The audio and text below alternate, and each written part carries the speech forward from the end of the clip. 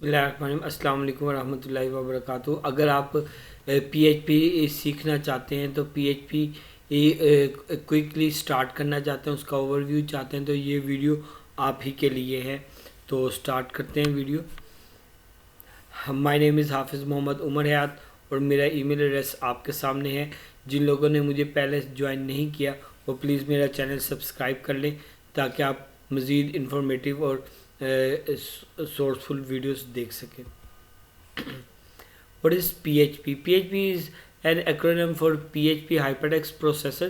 ये दरअसल scripting language है जो कि डिफरेंट डायनामिक वेब एप्लीकेशंस और इंटरेक्टिव एप्लीकेशंस बनाने के काम आती हैं, ठीक है। लेकिन इसमें एक बहुत ही इम्पोर्टेंट चीज़ जो आपने हमेशा याद रखनी है, ये लूजली टाइप लैंग्वेज है और ये ओपन सोर्स भी है। ओपन सोर्स से मुराद ये है कि इसके बहुत से फीचर जो हैं वो फ्रीली अवेलेबल हैं, ठीक है। और अगर आप कोई PHP फाइल बनाते हैं तो उसकी एक्सटेंशन जो है वो .php होगी। PHP का बेसिक सिंटैक्स ये है कि ये देखें, एंगल ब्रैकेट्स हैं और उनके दरमियान में क्वेश्चन मार्क और साथ PHP का वर्ड लिखा जाता है, ठीक है। और इसके अंदर जो है वो कमेंट में आपने या कोड लिख सकते हैं, जो भी आप लिखना चाहें वो आप यहाँ पर लिख सकते हैं।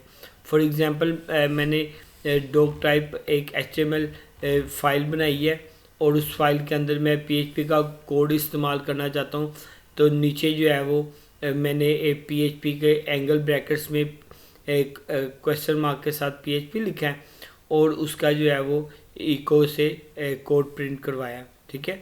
तो ये जो है ये PHP का बेसिक सिंटैक्स है।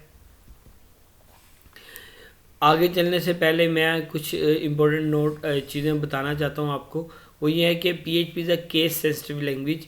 PHP केस सेंसिटिव लैंग्वेज है। इससे मुराद ये है कि स्मॉल लेटर और कैपिटल लेटर दोनों में फ़र्क होगा।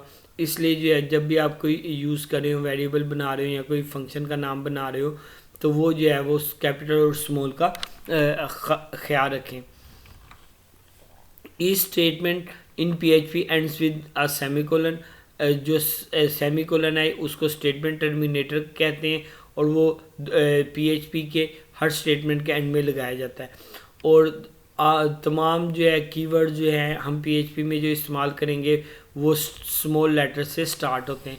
दूसरे लाइक जावा और C#, इसमें भी स्मॉल लेटर से ही सारे कीवर्ड स्टार्ट होते हैं। तो अभी से आप हैबिट बना लें कि आप स्मॉल लेटर्स में लिखा करें ताकि आपकी गलती के चांसेस कम हो। अच्छा, और ये जो है PHP जो है वो सिंगल लाइन कमेंट और मल्टी लाइन कमेंट को सपोर्ट करती है। सिंगल लाइन में डबल बैकस्लैश इस्तेमाल होती है और मल्टी लाइन में आप ये जो है बैकस्लैश और साथ जो है वो स्टैटिक इस्तेमाल करते हैं, ठीक है। ये मल्टी लाइन कमेंट है। और इसमें जो है the dot operator is use to concatenate the strings. जब आपके पास दो या दो से ज़्यादा स्ट्रिंग्स हैं तो आप उनको जोड़ना चाहते हैं, तो उस मकसद के लिए आप डॉट ऑपरेटर को इस्तेमाल करते हैं। जी, अब हम एक वेरिएबल बनाते हैं। ये देखें, अभी मैंने आपको बताया था कि PHP जो है वो लूजली टाइप लैंग्वेज है। लूजली टाइप लैंग्वेज ये है कि इधर हमें जो है वो डाटा टाइप बताने की ज़रूरत नहीं होती। जो हम डाटा उससे देते हैं उसके लिहाज से वो उसकी टाइप बन जाती है, ठीक है। जैसे यहाँ पर $साइन जो है वो उसके साथ मैंने वेरिएबल का नाम लिखा है नेम के लिहाज से और उसमें जो है वो मैंने स्ट्रिंग पास किया उमर हयात, ठीक है। तो वेरिएबल नेम है और उसकी जो वैल्यू है वो है उमर हयात, ठीक है। ये स्ट्रिंग की सूरत में है, इसलिए ये हमारा वेरिएबल एक स्ट्रिंग बन गया। On the other hand $A जो है ये A वेरिएबल मैंने बनाया है और उसको वैल्यू मैंने असाइन की है 5। तो ये जो है ये 5 जो है वो इसकी वैल्यू और इस वेरिएबल का नाम A है। इसी तरह से जो है वो $साइन लगा के B वेरिएबल बनाया और उसको वैल्यू मैंने 10.5 दी, यानी कि यहाँ पर मैंने उसे फ्लोटिंग पॉइंट दिया और ये जो है यहाँ रियल नंबर जो है उसे दिया, तो वो इस वैल्यू को सेव करा। अब ये 3 अलग अलग किस्म के वेरिएबल्स हैं जिनको मैंने डाटा टाइप इनकी नहीं बताई, ठीक है। नीचे मैं इको करूँ, इको जो है ये यहाँ पे आउटपुट के लिए इस्तेमाल होता है। डबल कोर्स में जो लिखा हुआ वो as it is as a string print होगा, और साथ रेड में आपको ये जो डॉट नज़र आ रहा है ये कंकैटिनेट कर रहा है, और इसके साथ मैं प्रिंट करवा रहा हूँ अपने वेरिएबल, अपना नाम जिसमें वेरिएबल में स्टोर है वो, और वेरिएबल का नाम है नेम, और नीचे मैं PHP का कोड जो है वो ख़त्म कर रहा हूँ। अभी हम बात करते हैं अरे की। PHP में अरे हम किसको कहते हैं? कलेक्शन ऑफ एलिमेंट विच है सेम टाइप। अगर आप मुख्तलिफ़ किस्म का डाटा जिनकी टाइप एक जैसी है उनको इकट्ठा करते हैं तो उनको आप एक अरे कहते हैं, ठीक है। यहाँ पर मैंने एक वेरिएबल बनाया नेम का, ये नेम अरे है, और इसके अंदर मैंने सेव करवाया है अरे को, और जो है वो अरे का फंक्शन है ये, दरअसल ये बिल्ट इन फंक्शन है। इसके अंदर से हमने पास किया है पहली स्ट्रिंग उमर कोमा, दूसरी स्ट्रिंग अली कोमा, तीसरी स्ट्रिंग आमिर। इस तरह से ये 3 एलिमेंट्स की एक अरे बन गई है, और इस अरे का नाम है नेम, ठीक है। अब हमने अगर इस अरे में से जिस भी एलिमेंट को फेच करना है उस एलिमेंट का जो इंडेक्स है, आपको पता है इंडेक्स जो है वो स्टार्टिंग फ्रॉम 0, तो पहले एलिमेंट को जो है अगर आपने एक्सेस करना है तो उसका इंडेक्स जो है वो 0 होगा। तो यहाँ पर हम फर्स्ट एलिमेंट को इको करवा रहे हैं, यानी कि प्रिंट करवा रहे हैं इको नेम उस अरे का, और उसके अंदर से हमने इंडेक्स पास कर दिया तो वो हमारा पहले एलिमेंट जो है वो फैच हो जाएगा, ठीक है। लेकिन अगर आप तमाम एलिमेंट्स को फैच करवाना चाहते हैं और इसके अलावा आप उस वेरिएबल की यानी अरे की टाइप को भी देखना चाहते हैं तो आप एक स्पेशल फंक्शन यहाँ पे यूज़ होता है var_dump का। ये हमें क्या करता है, ये हमें जो है वो वेरिएबल या कोई भी अरे है उसको हम प्रिंट करवा सकते हैं विद उसकी डाटा टाइप, ठीक है। तो ये इस मकसद के लिए इस्तेमाल होता है।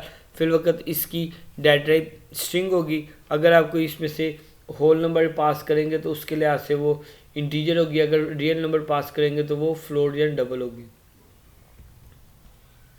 अच्छा जी, अब हम आगे चलते हैं। बहुत सी प्रोग्रामिंग लैंग्वेजेस की तरह PHP में भी डिसीजन मेकिंग के लिए हम कंडीशनल स्टेटमेंट्स इस्तेमाल करते हैं। ये हमारी लॉजिक्स के ऊपर होती हैं। हम अपनी मर्जी अपने प्रोग्राम में जो भी लॉजिक्स के ऊपर काम करना चाहते हैं तो यूजुअली हम जो है वो उस मकसद के लिए कंडीशनल स्टेटमेंट्स को इस्तेमाल करते हैं, ठीक है। इन कंडीशनल स्टेटमेंट्स को मैंने 2 हिस्सों में तकसीम किया है, एक है इफ़ एल्स और दूसरा है स्विच, ठीक है।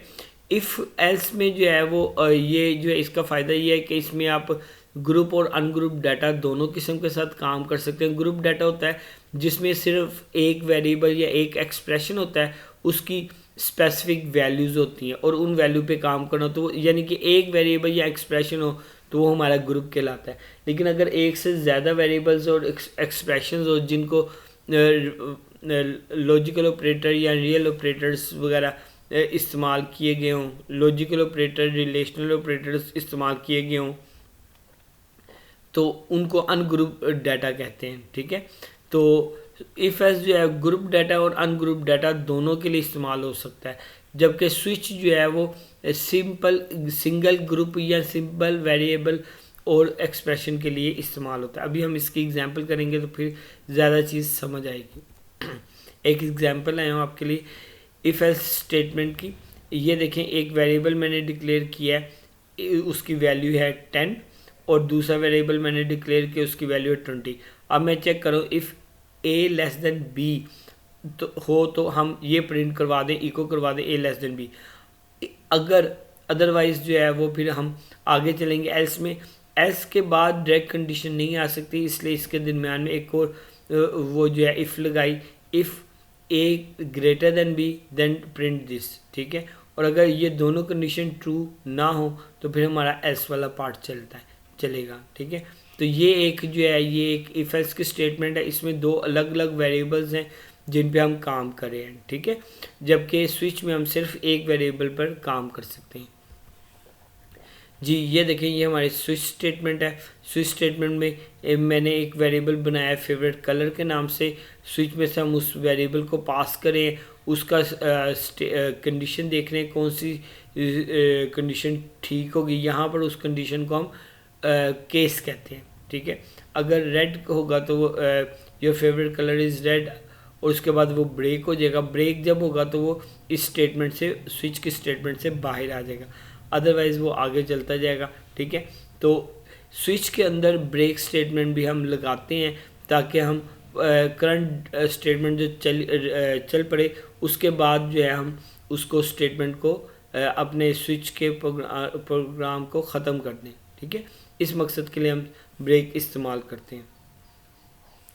और डिफ़ॉल्ट का टैग जो है वो हम तब इस्तेमाल करते हैं जब हमारे पास तमाम जो ऊपर वाले केसेस हैं वो ट्रू ना हो, तो फिर जो है हम डिफ़ॉल्ट केस इस्तेमाल करते हैं। ठीक है, ये डिफरेंट केसेस इस्तेमाल किए गए और इनके दरम्यान में कोलन का साइन लगाया गया। अब हम बात करते हैं लूप इन PHP। लूप किस मकसद के लिए इस्तेमाल होती हैं? लूप इस्तेमाल होती हैं रेपिटेशन के लिए। जब आपने कोई काम बार बार दोहराना हो तो इसका एक आसान तरीका ये है कि ये हम लूप इस्तेमाल करें। बहुत सी प्रोग्रामिंग लैंग्वेजेस की तरह इसमें भी लूप के लिए डिफरेंट स्ट्रक्चर्स हैं, जैसे while loop, do while loop, for loop and for each loop. ठीक है, ये जो वाइल लूप है, डू वाइल लूप है और फॉर लूप है, ये जो है ये इंडेक्स बेस्ड होते हैं। ये किसी भी अरे की या किसी भी एलिमेंट को जब आप एक्सेस करते हैं तो उसकी इंडेक्स के लिहाज से एक्सेस करते हैं। ठीक है, इनका बेसिक इस्तेमाल वाइल लूप का, डू वाइल लूप का, फॉर लूप का अरे के साथ होता है या कलेक्शंस के साथ होता है। कलेक्शन भी अरे की ही एक किस्म है जिस जो कि क्लास बेस्ड होती है। ठीक है, उसके ऊपर हम फिर बात करेंगे। अभी हम आप ये समझ लें कि ये जो वाइल लूप है, डू वाइल लूप है और फॉर लूप है, ये इंडेक्स बेस्ड है, जबकि फॉर ईच लूप जो है ये एक स्पेशल लूप है जो कि आइटम बेस्ड होती है। ठीक है, तो आइटम का इंडेक्स नहीं होता उसमें मैटर करता, उसमें वो आइटम को उठाता है उसके नाम से, जबकि ऊपर वालों में आइटम हर आइटम के इंडेक्स से उठाएंगे तो वो ये while loop, do while loop और फॉर लूप होगी। जी, अब हम बात करते हैं वाइल लूप की। वाइल लूप का सिंटैक्स देख लें और छोटी सी एग्जांपल मैंने उसके लिए बनाई है वो देख लें। सबसे पहले एक मैंने वेरिएबल बनाया a, उसको वैल्यू दी मैंने 1। ठीक है, फिर मैंने कहा कि वाइल का कीवर्ड यूज़ किया और मैंने इसकी पैरेंथेसिस में कंडीशन पास की। वाइल लूप में ये होता है कि जब तक ये अंदर कंडीशन ट्रू हो तब तक काम करना है आपने। ठीक है, तो ये हमारी कंडीशन जो है वो a <5 हो, तो ये जो है ये a<5 है, तो ये हमारा नंबर प्रिंट हो जाएगा और उसके बाद ये उसमें इंक्रीमेंट हो जाएगा। फिर वो नेक्स्ट a की वैल्यू पहले 1 है तो 2 हो जाएगी, 3 हो जाएगी, 4 हो जाएगी, इस तरह से ये चलती रहेगी। ठीक है, हर इंडेक्स बेस्ड लूप जो हैं उनमें 3 चीज़ें होती हैं। पहली जहाँ से लूप ने स्टार्ट होनी है, दूसरी जहाँ पर लूप ने ख़त्म होना है। ठीक है, और तीसरी जो है वो इंक्रीमेंट या डिक्रीमेंट। ठीक है, तो ये तीनों स्टेटमेंट्स जो हैं वो हर इंडेक्स बेस्ड लूप में होती हैं। ठीक है, इसी तरह से डू वाइल लूप में भी देख लें, लूप स्टार्ट हुई, लूप डू वाइल में पहले हम काम करते हैं और फिर हम उसकी कंडीशन बाद में चेक करते हैं। तो पहले उसे स्टार्ट किया, फिर हमने उसमें नंबर को प्रिंट करवाया और उसमें इंक्रीमेंट किया और फिर हमने उसकी कंडीशन को चेक किया। ये तीनों स्टेटमेंट्स जो हैं वो डू वाइल लूप के अंदर भी हैं जैसे पहले थी। स्टार्टिंग स्टेज, उसके बाद इंक्रीमेंट या डिक्रीमेंट और फिर कंडीशन, ये तीनों स्टेजेस वाइल लूप में भी है, डू वाइल में। वाइल में पहले एक कंडीशन चेक होती है जबकि डू वाइल लूप में बाद में कंडीशन चेक होती है। फॉर लूप जो है वो तीनों स्टेटमेंट जो हमने पहले डिस्कस की थी वो तीनों एक ही स्टेटमेंट के तौर पे लिखी जाती है फॉर लूप में, लेकिन इसमें याद रखें कि ये मैंने आपको बताया था सेमीकोलन क्या है, स्टेटमेंट टर्मिनेटर है। तो इसलिए जो है ये स्टेटमेंट टर्मिनेटर लगा हुआ ये शो कर रहा है कि ये हर लिखी तो इकट्ठी एक ही स्टेटमेंट के तौर पे गई हैं लेकिन ये एग्जीक्यूट अलग अलग होंगी। ठीक है, पहले ए जो है वेरिएबल इनिशियलाइज होगा विद 0, फिर उसकी कंडीशन चेक होगी, फिर ये हमारा नंबर प्रिंट होगा और फिर उसमें इंक्रीमेंट किया जाएगा। ठीक है, इसमें भी कंडीशन पहले हो रही है तो इसकी भी एग्जीक्यूशन जो है वो होगी, पहले कंडीशन चेक होगी फिर एग्जीक्यूशन होगी। ठीक है, तो ये फॉर लूप, वाइल लूप और डू वाइल लूप आपने देख ली, ये तीनों इंडेक्स बेस्ड लूप्स थी जिनमें तीन तीन जो है वो स्टेटमेंट्स होती हैं, स्टार्टिंग स्टेज, कंडीशन और उसके बाद इंक्रीमेंट या डिक्रीमेंट। ठीक है, इनका तरतीब ऊपर नीचे हो सकती है लेकिन ये तीनों स्टेटमेंट्स होती हैं इन तीनों लूप्स में। अच्छा जी, उसके बाद हम स्पेशल लूप की बात करते हैं, फॉर ईच लूप की। ये लूप जो है ये आइटम बाय आइटम होती है, ये इंडेक्स बेस्ड नहीं होती। अब जैसे देखें, मैंने ये एक अरे बनाई है, उस नाम की अरे बनाई है और उस नाम में डिफरेंट एलिमेंट्स मैंने डाल दिए, अली, उमर, उबैद, मोमल, ये 4 एलिमेंट्स मैंने इसमें डाल दिए अरे में। अब मैंने फॉर ईच से एक्सेस कर रहा हूँ, तो फॉर ईच में नेम्स एज वैल्यू, ये वैल्यू जो है ना ये आइटम का नाम होगा। वो आइटम कौन सी हो सकते हैं, अली भी हो सकते हैं, उमर भी हो सकते हैं, उबैद भी, मोमल भी, वो सारों को वो प्रिंट करवा रहे हैं। ये जो चीज़ है ये आइटम बाई आइटम हम किसी चीज़ को एक्सेस करें। जब हम आइटम बाई आइटम एक्सेस कर रहे होते हैं तो फिर हम उसको फॉर ईच को, इसलिए हम कहते हैं ये आइटम बेस्ड लूप है। जबकि पुरानी लूप्स जो आप अभी हमने देखी थी वो इंडेक्स बेस्ड लूप्स हैं जी। अब हम बात करते हैं एक और इम्पोर्टेंट स्ट्रक्चर की पीएचपी में, जिसका नाम है फंक्शन।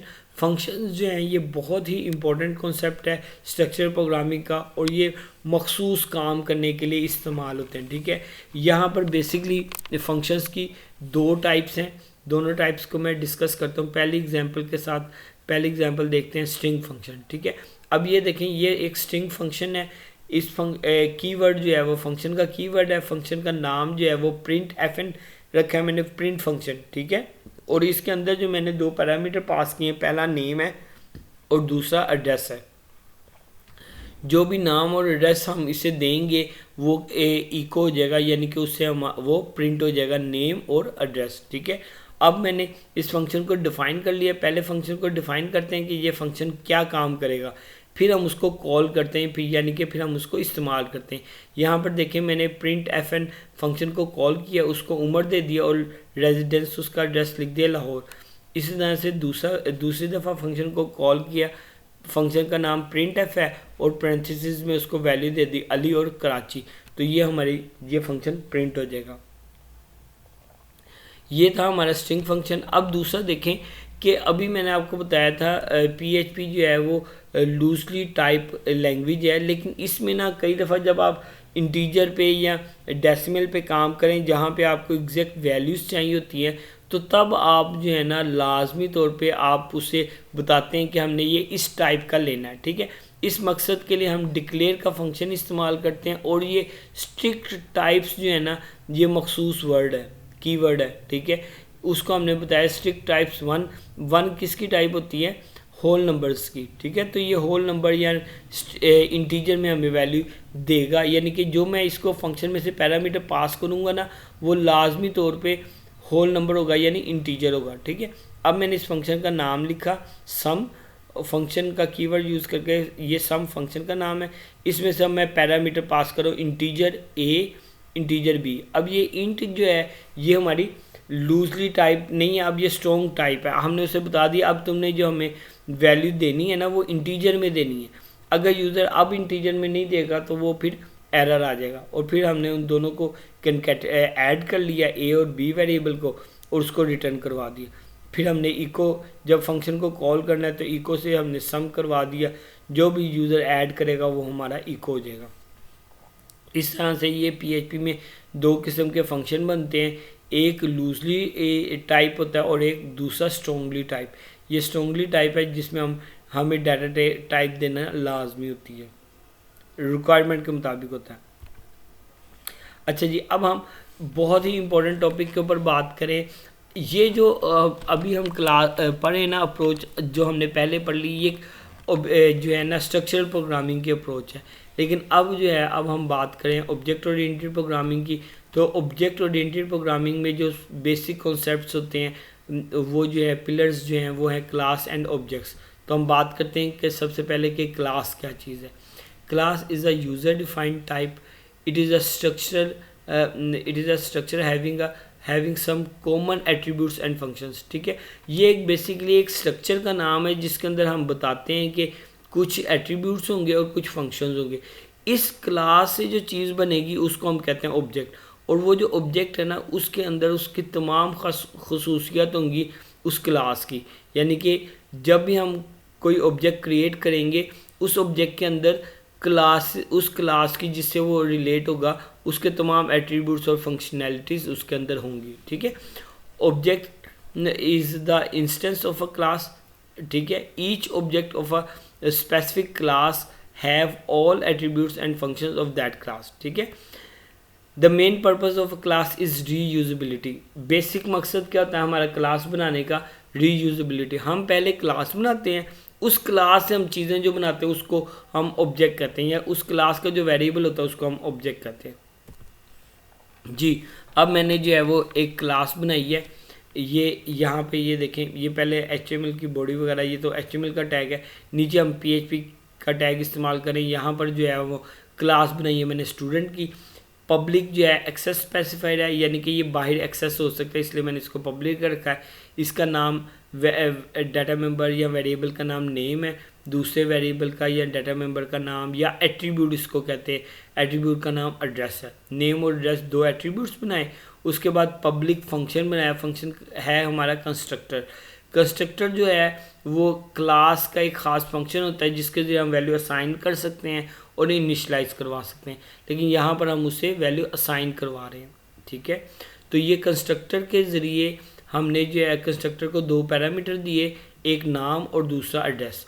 ये जो हम नाम और एड्रेस देंगे ये असल वेरिएबल जो है, एट्रीब्यूट्स जो है नेम और एड्रेस जो है उससे उसमें वैल्यू असाइन करवा देंगे, ठीक है। दिस जो है दिस रेफरेंस होता है क्लास का, करंट क्लास का।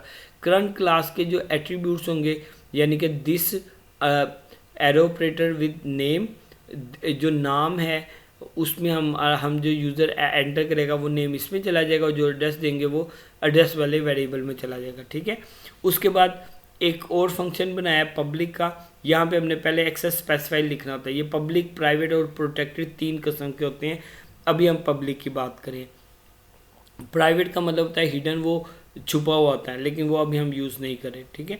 पब्लिक फंक्शन, फंक्शन का नाम है शो, और इसमें हम क्या करें, ये फंक्शन जो है वो हमें रिटर्न करेगा my name is dot operator concatenate के लिए दिस नेम, यानी कि करंट नाम जो उसने अभी दिया होगा वो शो होगा उस ऑब्जेक्ट का जिसके साथ हम बात करें क्लास के, फ्रॉम ये उसका एड्रेस आ जाएगा, ठीक है।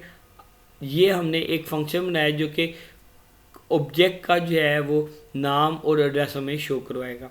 अब हमने क्लास बना ली, अब हम उसका ऑब्जेक्ट बनाते हैं। ये देखें, ये पहला वेरिएबल बनाया ऑब्जेक्ट और न्यू करके स्टूडेंट जो है, ये इसकी टाइप जो है वो है स्टूडेंट, ठीक है। और स्टूडेंट के कंस्ट्रक्टर में से दरअसल हमने नाम, उम्र और लाहौर पास किया। ये स्टूडेंट की क्लास है और हम स्टूडेंट की क्लास के कंस्ट्रक्टर में से वेरिएबल पास करें, वैल्यू पास करें, उम्र और लाहौर, जो भी आएगी वो इस ऑब्जेक्ट वन की वैल्यू हो जाएगी, ठीक है। फिर हम ऑब्जेक्ट वन को एरो ऑपरेटर के लिए शो का फंक्शन कॉल करें। अब ये जो शो का फंक्शन कॉल होगा ये इस ऑब्जेक्ट के रेफरेंस से कॉल होगा, और ऑब्जेक्ट वन की क्या वैल्यू है, उम्र और लाहौर, ठीक है। ये उस उम्र और लाहौर इस ऑब्जेक्ट की वैल्यू को शो करवाएगा जो कि उम्र और लाहौर है। और उसके बाद बीआर का टैग हमारा इस्तेमाल होता है ब्रेक रो करने के लिए। फिर दूसरा ऑब्जेक्ट बनाया टू, उसका नाम मैंने रखा है अली और कराची, ठीक है। अब जब हम ऑब्जेक्ट टू के लिहाज से शो का फंक्शन कॉल करेंगे तो ये शो का फंक्शन जो है वो हमें क्या देगा, अली और कराची, यानी कि इस करंट ऑब्जेक्ट के लिहाज से वो हमें वैल्यू को शो कर रहा है। उम्मीद करता हूँ ये चीज़ आपको समझ आ गई होगी। ये हमारा था ट्यूटोरियल था, ओवरव्यू था हमारा स्ट्रक्चर प्रोग्रामिंग PHP के बारे में। मज़ीद इसके ऊपर एडवांस वीडियोस भी बन सकती हैं, लेकिन आज के लिए इतना ही। आप मेरा चैनल सब्सक्राइब करें और मेरी मज़ीद वीडियोस देखते रहें ताकि मैं आपको मज़ीद कुछ अच्छा सिखा सकूं। अपना बहुत ख्याल रखिएगा, ठीक है। अल्लाह हाफ़िज़, फ़ी अमान अल्लाह।